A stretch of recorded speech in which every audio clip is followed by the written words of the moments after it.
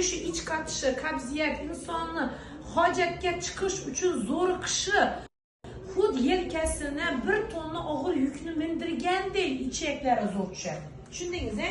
Matkini osilishi aynan shundan kelib chiqadi. Sidik xaltani osilib qolishi, mushaklarni ushlab bilmaslik darajasına yetishi aslında qabziyatni alomatlari. Bizlarning ichimizda yegan ovqatimiz 16 saatgacha ichimizda qolishi mumkin. 16 saatgacha bizlar faqat vitaminini berib bo'ladi. Lekin 16 saatdan keyin bu ichimizda chiqita aylanadi. Ya'ni qonni buzilishi, folikulaga yaxshi qonni kelmay turishi, folikularning o'smasligi, yetishmasligi ham aylanib qabziyat kasalligini, ya'ni iç qatishına bog'liq. Yuraklarim, bizlar beraganda bunday kasallarning birinchi ichini tozalaymiz.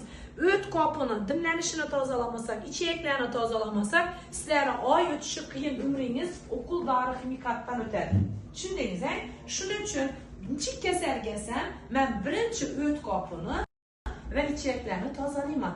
Shundan keyingina bu qon tozalash, hijama, ozonoterapiya, qolgan tabiiy davolash usullarini o'taman.